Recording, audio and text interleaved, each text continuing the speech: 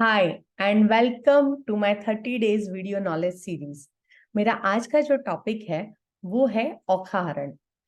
मुझे बहुत बार बहुत आश्चर्य होता है कि गुजराती में कुछ ऐसा साहित्य है जो बहुत ही हसीन है और हिंदी आवृत्ति में वो शायद ही अवेलेबल नहीं है। और ऐसा ही एक साहित्य है, वो है औखाहरण। कल मैं ऐसे ही इंटरनेट पे सर्च कर रही थी और मैंने देखा कि औखाहरण के बारे में बहुत ही कम दिखाया गया है, लिखा गया है। और मैंने सोचा कि ये सही समय है कि आज इसके बारे में बताएं। तो आप में से कितने लोग हैं जो औखाहरण के बारे में पहली बार सुन रहे हैं? प्लीज कमेंट बॉक्स में कमेंट करके जरूर बताइएगा। तो औखाहरण है क्या और किसके बारे में है? तो शायद आप जानते ही होंगे कि भगवान शिव की दो पुत्र और एक पुत्री संतान में है। दोनों पुत्र का नाम है कार्तिकेय और गणपति, और औखा उनकी पुत्री है। औखाहरण गणपति भगवान की उत्पत्ति और कैसे उनका सर कैसे उनको हाथी का सर लगा उसके बारे में है। साथ ही साथ में औखा के बारे में है। औखा कौन थी, कैसे उसका जन्म हुआ, कहाँ उसकी शादी हुई और ये सब क्यों हुआ। औखाहरण के लिए ऐसा कहा जाता है, जो ऋषि मुनियों ने कहा है और उन्होंने जो लिखा है औखाहरण में, कि माता पार्वती ने खुद कहा है कि अगर आप औखाहरण को चैत्र महीने में 3 बार सुनते हो, 3 नहीं तो 2 बार, 2 नहीं तो अगर एक बार भी अगर आप औखाहरण को सुनते हो, पढ़ते हो, तो पूरे साल आपको ताव नहीं आता है, बुखार नहीं आता है। साथ ही साथ में किसी भी प्रकार का बुखार हो, कभी कभी ऐसा होता था ऑल्टरनेट डे बुखार आता था पहले के जमाने में, किसी को कंटिन्यूअस बुखार रहता था, ये बुखार से मुक्ति हो सकती है। साथ ही साथ ऐसा लिखा हुआ है कि जो औखाहरण सुनता है उसको कभी भी भूत प्रेत का डर नहीं होता है। किसी को डर लगता है कि किसी ने मेरे ऊपर मैली विद्या की होगी या किसी ने मुझे ब्लैक मैजिक किया है, औखाहरण सुनने से वो ब्लैक मैजिक अपने आप भाग जाता है। साथ ही साथ में औखाहरण सुनने वाले इंसान का हर क्षेत्र में विजय होता है। औखाहरण अगर श्री कृष्ण भगवान की कथा की बात करें तो 10वें स्कंद का हिस्सा है। औखाहरण 93 कड़वे मतलब 93 पार्ट में छंद कविता के रूप में लिखा गया है। तो 93 डिपार्टमेंट है, 93 पोर्शंस है और हर पोर्शन में एक छंद, एक कविता लेकर वो लिखा गया है। तो अगर हम बात करें तो पहले छंद में उसकी जो शुरुआत हुई है वो हुई है प्रार्थना से। क्योंकि हिंदू धर्म में ऐसा कहा जाता है कि कोई भी धर्म पुस्तक हो या कोई भी अच्छा काम अगर आप करना चाहते हो और निर्विघ्न हो, तो आपको सबसे पहले गणेश जी की प्रार्थना करनी चाहिए। तो पहले छंद में गणपति जी की प्रार्थना है, उसके बाद अम्बे माता जी की प्रार्थना है और साथ ही साथ में विष्णु भगवान की प्रार्थना है। तो मैं भी माँ अंबिका, मैं भी श्री गणपति महाराज, माँ अंबिका और विष्णु जी को नमन करते हुए आज संक्षिप्त में आपको औखाहरण सुनाना चाहती हूँ। साथ ही साथ में जब आप कोई भी धर्म पुस्तक का सेवन कर रहे हो, कोई भी ऐसे पुस्तक का सेवन कर रहे हो जिसमें कुछ धार्मिक उद्देश्य है, तो उसे व्यासपीठ कहा जाता है और वो सुनाने वाला इंसान भगवान श्री व्यास की जगह लेकर उसे सुना रहा है, ऐसा कहा जाता है। तो मैं भगवान श्री व्यास जी को भी नमन करती हूँ और साथ ही साथ में औखाहरण जिन्होंने लिखा है वो प्रेमानंद जी को भी मैं नमन करती हूँ। और मैं आशा रखती हूँ कि आज उनकी परमिशन से मैं आपको जो भी इंफॉर्मेशन दूं वो आपके लिए बहुत काम की हो। तो औखाहरण की जो शुरुआत की गई है वो की गई है बलि राजा के साथ और बाणासुर राजा के साथ। अब बाणासुर राजा कौन है? तो बाणासुर राजा हिरण्याकश्यप राजा का पुत्र था प्रहलाद, और प्रहलाद के वंश में बाणासुर राजा आए हुए हैं। बाणासुर राज एक दिन अपने पाताल में बैठे हुए थे और अपना शासन चला रहे थे। वहीं पे दानवों के गुरु शुक्राचार्य उनके पास आए और शुक्राचार्य जी ने आके उनसे कहा कि राजन, तुमको एक तप करना चाहिए और तुम्हें वो तप करके शिवजी से अपने लिए कुछ शक्तियां मांगनी चाहिए। अपने गुरु की बात मानकर बाणासुर चला गया जंगल में और उसने बहुत सालों तक तप किया। उसके तप से प्रसन्न होकर शिवजी ने आके उससे पूछा कि बताओ बेटा, मैं तुम्हें क्या दूं। तो उन्होंने शिवजी से 1000 हाथ मांगे और उन्होंने बोला हर हाथ में 1000 हाथियों का बल मिले, वैसे 1000 हाथ मुझे चाहिए। शिवजी तो तथास्तु बोल के चले गए और साथ ही साथ में उसने पूरे पाताल और आकाश और सब जगह का शासन मांगा कि मैं जिससे भी लड़ाई करूं वो इंसान से मैं हमेशा जीतूं। शिव जी उसे वचन दिया और वचन के साथ उसने बोला कि तथास्तु। तो उसने बोला मुझे एक और वचन भी चाहिए कि कभी भी मेरी मृत्यु नहीं हो। तो शिव जी ने कहा कि जो इंसान का जन्म होता है उसकी मृत्यु निश्चित है, तो मैं तुम्हें अमर पद तो नहीं दे सकता हूँ। तो बोले मुझे मृत्यु होने से पहले पता चल जाना चाहिए कि कौन है जो मेरी मृत्यु कर सकता है। तो शिव जी ने उसे वचन दिया कि तथास्तु। तो उसने बोला पता कैसे चलेगा? तो शिव जी ने कहा मैंने जो तुम्हें 1000 हाथ दिए हैं, जिस दिन तुम्हारे वो 1000 हाथ आके कोई छेदन कर देगा, उसको तोड़ देगा, तो तुम समझ जाना कि तुम्हारी मृत्यु निश्चित है। बाणासुर राजा तो बहुत खुश हुआ और वो खुश होके अपने राज में वापस चला गया। अब जब आपके पास शक्ति आती है ना, तो आप उसका हमेशा उपयोग करना चाहते हो, चेक करना चाहते हो कि क्या ये शक्तियां काम कर रही है। तो बाणासुर भी काम पे लग गया। उसने सबसे पहले सारे दानवों को हराया, उसके बाद उसने पृथ्वीलोक में हाहाकार मचाया और फिर वो देवों को भी परेशान करने लगा। उन्होंने देवों को भी हराना शुरू कर दिया और वो त्रैलोक्य के साम्राज्य का धनी बन गया। अब वो तो बहुत खुश था, बहुत ही ज्यादा ईगो में था, बहुत ज्यादा अभिमान में था कि मैंने तो सबको हरा दिया है और इस पृथ्वी पे मेरे जैसा कोई नहीं है। अब ये तो हुआ पार्ट वन। एक दिन क्या होता है, ये सब कर कर वो सुबह उठता है और सुबह उठकर अपनी खिड़की में जाता है, अपनी बालकनी में जाता है और वो देखता है कि वहां पे एक कचरा निकालने वाली जो औरत होती है वो उसे देखकर अपना मुंह छुपा लेती है और वो वहां से चली जाती है और वो उसका चेहरा नहीं देखती है। बाणासुर राजा ये नोटिस कर लेता है, उसे पता चल जाता है। तो वो उसे बुलाता है कि यहाँ आओ और मुझे बताओ कि तुमने क्यों मेरा मुंह नहीं देखा, तुमने क्यों ये किया। तो वो पहले बहाना बनाती है कि अरे राजन, आप तो बड़े इंसान हो, हम छोटे लोग हैं, सुबह सवेरे हम कैसे ये वो। बाणासुर राजा बोलता है तुम्हारी बात कन्विंसिंग नहीं है और तुम्हारी बात सुनकर मुझे भरोसा नहीं हो रहा है, कुछ तो और वजह है। तुम बताओ क्या वजह है और तुम मुझसे सच बोलोगी, झूठ नहीं बोलोगे। तो सुनकर वो जो लेडी होती है वो उन्हें बोलती है कि बुरा मत मानना और ना ही आप मुझे मार डालना, लेकिन शास्त्रों में लिखा है कि जो बांझ है सुबह सवेरे उसका मुंह नहीं देखते वरना दिन अच्छा नहीं जाता है और आपकी कोई संतान नहीं है। पहली बार था जब बाणासुर राजा की आंखें खुलती और उसे लगता है कि मेरे पास सब कुछ होते हुए भी मेरे पास कुछ भी नहीं है। और उनके पास एक ही तरीका था तप करने का। तो वो जंगल में चले जाते हैं, तप करते हैं, तप करके वापस शिव जी को बुलाते हैं और बोलते हैं कि मुझे संतान चाहिए। तो शिव जी उन्हें बोल देते हैं कि तुम्हें संतान नहीं मिल सकती है क्योंकि तुम्हारे भाग्य में संतान नहीं लिखी है।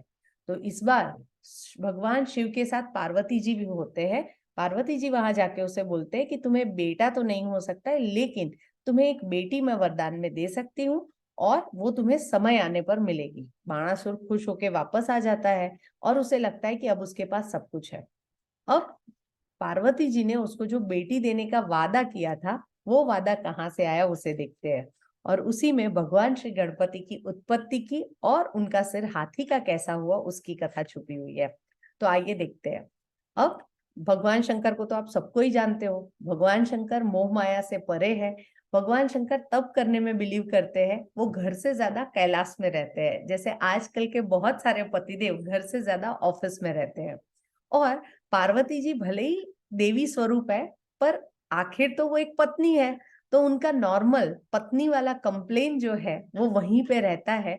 और वो कहते हैं कि आप मुझे हमेशा छोड़कर चले जाते हो और मैं घर पे अकेली रहती हूँ, मैं कैसे अपना टाइम पास करूं, मुझे अकेले अकेले बहुत ही कंटाला आता है। आप इस बार तप करने मत जाओ, आप आज काम पर मत जाओ, वैसा वाला हिसाब है।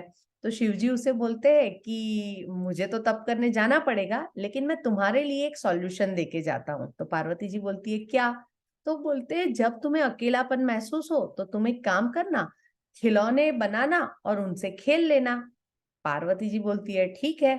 अब उनका खिलौने की समझ थोड़ी सी अलग होती है और शायद शिव जी भी उस चीज में एग्री होते हैं। तो एक दिन ऐसा होता है कि पार्वती जी को बहुत ज्यादा बोरियत फील हो रही होती है, उन्हें बहुत बेचैनी हो रही होती है, अकेलापन लग रहा होता है। तो वो नहाने जाती है। जब वो नहाने जाती है तो नहाते नहाते वो उस जमाने में शरीर में उपटन लगाते थे और शरीर से मैल निकालते थे, शरीर का कचरा निकालते थे। तो नहाते नहाते उनके शरीर से मैल निकलता है और वो मैल और उपटन का जो कचरे का वो थोड़ा सा गड्ढा इकट्ठा होता है, वो उससे दो गुड्डा गुड्डी बनाते हैं, एक गुड्डा और एक गुड्डी बनाते हैं। और ये गुड्डा गुड्डी को देखते ही देखते वो अपनी आंखों से उन दोनों में प्राण फूंकते हैं। अब जब वो उनमें प्राण फूंकते हैं तो वो जो लड़का होता है वो गणेश जी होते हैं और जो लड़की होती है वो होती है औखा। तो दो ट्विन ब्रदर एंड सिस्टर का जन्म होता है गणेश जी एंड औखा का। अब ये दोनों भाई बहन को वो प्यार देना शुरू करते हैं, नर्चर देना शुरू करते हैं। दोनों भाई बहन वहां खेल रहे होते हैं, तो इसीलिए शिव निवास में बहुत ज्यादा चहल पहल और चहक मच जाती है। अब नारद जी वहां पे एक ऐसा कैरेक्टर है देवलोक में, जिनका काम है देवलोकों की बातें इधर से उधर करना। जैसे चौराहे पे होता है ना, किसका कहाँ क्या चल रहा है, वैसा। तो एक बार नारद जी घूमते घूमते आते हैं और दो बच्चों को खेलते हुए देखते हैं। जब वो खेलते हुए देखते हैं तो वो पार्वती माता से पूछते हैं कि ये दो बच्चे कौन है, किसके हैं। तो पार्वती माता बोलती है ये मेरे ही बच्चे हैं और यहीं पे है। उन्हें सरप्राइज होता है कि अरे ये दोनों तो 3-4 साल के लग रहे हैं और 5 साल से तो शिव जी यहाँ पे नहीं है, तो बच्चे कैसे आए। तो वो पार्वती माता से बात करने की जगह शिव जी के पास चले जाते हैं और वो शिव जी को जाकर बताते हैं कि अरे शिव जी, आपको पता है आप तो यहाँ पे यज्ञ कर रहे हो, आप तो यहाँ पे जप कर रहे हो, और वहां पार्वती जी ने कहीं पे तो गड़बड़ कर दी है और आपके घर में तो दो बच्चे खेल रहे हैं, आप यहाँ हो तो बच्चे कहाँ से आए। अब शिव जी इतने बड़े भगवान होकर, इतने बड़े तपस्वी होकर, क्रोध उनकी लिमिटेशन है, तो क्रोध की वजह से वो वहां पे कुछ ज्यादा नहीं सोच पाते हैं और वो भी पार्वती जी पर शक करने लगते हैं। और वो आते हैं और आकर अपनी बीवी को डांटने की सोचकर भाग भाग कर आते हैं। अब पार्वती जी फिर से नहाने गई है और दरवाजे पर उन्होंने बैठाया है गणपति जी और औखा को। शिव जी जब भाग के आ रहे होते हैं तो पार्वती जी ने गणपति जी को बोला होता है कि किसी भी अनजान आदमी को अंदर मत आने देना, मैं नहाने जा रही हूँ। तो वो तो दरवाजे की रक्षा कर रहे होते हैं। अब शिव जी के लिए वो उनका खुद का घर है, उनकी खुद की पत्नी है, लेकिन गणपति जी को अपने पिता कौन है वो पता नहीं, क्योंकि जन्म से वो तो कहाँ पर है, तब कर रहे हैं, तो उन्होंने कभी देखा नहीं है। तो जो शिव जी जब आते हैं दरवाजे पर तो गणपति बापा उनको अटकाते हैं। गणपति जी उनको बोलते हैं आप अंदर नहीं जा सकते हो, मेरी मम्मी ने मना किया है। शिव जी को और गुस्सा आता है कि ये कौन होता है जो मुझे रोके, मेरे ही घर के अंदर जाने से ये मुझे रोकने वाला एक छोटा सा बालक कौन होता है, दूसरा पूरी दुनिया मुझसे डरती है और इस बालक की कैसे हिम्मत हुई कि वो मुझे रोक रहा है। शिव जी गुस्से में आकर उससे युद्ध करने लगते हैं। सोचो, क्रोध कितनी बुरी चीज है जो आपको एक छोटे बच्चे के साथ युद्ध करने के लिए प्रेरित करती है। तो शिव जी गुस्से में आकर गणपति जी से युद्ध करने लगते हैं। उन दोनों के बीच में युद्ध चालू हो जाता है। अब वो देखकर औखा, जो एक छोटी सी बच्ची है, वो डर जाती है और वो डर के मारे घर के अंदर कहीं जाकर छुप जाती है। और यहाँ वो युद्ध लंबा चलता है और यहाँ तक शिवजी गुस्से में आकर अपने त्रिशूल से गणपति का सर धड़ से अलग कर देते हैं। अब ये बात अंदर जाके कोई दासी पार्वती माता को बताती है। पार्वती माता भागे भागे बाहर आती है, तब तक तो बहुत देर हो चुकी होती है। आके वो देखती है कि उसके बच्चे का सर कटा हुआ पड़ा है और उसको काटने वाला इंसान और कोई नहीं है, उसका बाप है, शिवजी खुद है। और शिवजी को बहुत कोसती है, बहुत डांटती है, बहुत रोती और बिलखाती है और उन्हें बताती है। तो शिवजी भी उन्हें सामने, जो नारद ने उनके दिमाग में डाला होता है, वैसे कोसते हैं, बताते हैं। और वहां पार्वती जी उन्हें याद कराती है कि ये बच्चे किसी और के नहीं है, ये बच्चे आपके ही है और आप ही मुझे वरदान देकर गए थे, इसी से ये बच्चे पैदा हुए हैं। तो शंकर भगवान को अपनी भूल का एहसास होता है। तब तक सारे देव वहां आ गए होते हैं। शिवजी पार्वती जी से माफी मांगते हैं और कहते हैं कि मैं इसे वापस पहले जैसा तो नहीं कर सकता, जो सर कट गया है वो तो वापस नहीं लग सकता, पर मैं अपने तपोबल से उसे दूसरा, किसी का दूसरा सर दे सकता हूँ। तो पार्वती जी बोलती है जो करना है करो, मेरे बेटे को जिंदा करो।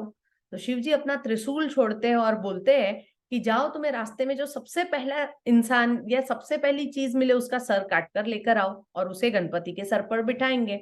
अब त्रिशूल तो निकलता है तो उसे सबसे पहला हाथी मिलता है, तो वो हाथी का सर काट कर ले आते हैं और वो सर गणपति जी के सर पर बिठाया जाता है। जब गणपति जी के सर पर वो सर बिठाया जाता है और वो वापस से जिंदा होते हैं, तो माता का हृदय है, बेटा वापस पुनर्जीवित हुआ, वो देख के वो बहुत खुश हुई। बट साथ ही साथ में ख्याल आया कि मेरा बेटा कितना खूबसूरत था, अब ये सिर के साथ कौन उसको देखेगा, लोग उसकी हंसी उड़ाएंगे। वापस वो पार्वती जी को कहती है कि ये आपने क्या कर दिया, कोई ऐसा करता है क्या, हाथी का सिर लगाता है क्या। और वो नोकझोंक में शिव जी कहते हैं कि आज मैं ये बच्चे को वरदान देता हूं कि ये जो बच्चा है वो अपनी नॉलेज की वजह से पूरी दुनिया में जाना जाएगा। शिव जी को लोग उनके ज्ञान की वजह, अरे गणपति जी को लोग उनके ज्ञान की वजह से पूजेंगे। गणपति जी ऐसे होने के बावजूद भी उनको आकर्षक मानेंगे, और कोई भी अगर गणपति जी का अपमान करेगा तो उसकी पूजा कहीं पे स्वीकार नहीं होगी। साथ ही साथ में गणपति जी को विघ्नहर्ता बनाया गया और कहा कि अगर जो कोई इस बच्चे की पूजा करेगा तो उसके सारे विघ्न दूर हो जाएंगे। शिवजी ने यहां तक कह दिया कि अगर आपको मेरी पूजा करनी है, अगर आप मुझे मानते हो, आप मेरे दर्शन करने आते हो, तो अगर आप गणपति जी की पूजा किए बगैर मेरी पूजा करोगे तो आपको मेरी पूजा का फल नहीं मिलेगा। और इसीलिए ऐसा कहा जाता है, कोई भी मंदिर में आप जाओगे तो आपको किसी भी मंदिर में गर्भगृह में मेन मूर्ति मिलेगी, लेकिन उससे पहले अगर आप देखोगे तो आपके लेफ्ट हैंड साइड पर और मंदिर के राइट हैंड साइड पर आपको हमेशा गणपति बापा की मूर्ति मिलेगी। गणपति के दर्शन करके ही शिव जी का दर्शन होता है, गणपति की पूजा करके ही शिव जी की पूजा होती है। तो शिव जी ने अपनी गलती को ऐसे सुधारा कि उन्होंने बोला कि बाप से पहले बेटा देखा जाएगा और उसके बाद ही बाप की पूजा की जाएगी। तो ये थी गणपति जी की उत्पत्ति की कहानी। अब वो जो लड़की छुप गई थी उसका क्या हुआ, वो देखने के लिए आपको कल का वीडियो जरूर देखना होगा। तो ये ओखा अरण की जो सीरीज है वो मैं 3 दिन में कंप्लीट करूंगी। आपको आज का वीडियो, आज की इंफॉर्मेशन, आज का नॉलेज कैसा लगा वो प्लीज कमेंट में लिख के जरूर बताइएगा। अगर आप सोचते हो कि कोई ताव से पीड़ित है या किसी को बार बार बुखार या फीवर आ जाता है और उसे उससे मुक्त करना है, आप उसके साथ इस वीडियो की लिंक जरूर शेयर करना। और ये ऐसे देखोगे तो इसमें कोई वैज्ञानिक तथ्य नहीं दिखेगा, लेकिन ये सालों से अनुभव किया हुआ है कि ये सुनने से लोगों की ताव की तकलीफ दूर भाग जाती है। अगर कोई नजर लगने से डरता है, अगर कोई भूत प्रेत से डरता है, तो प्लीज उसके साथ ये वीडियो जरूर शेयर कीजिएगा।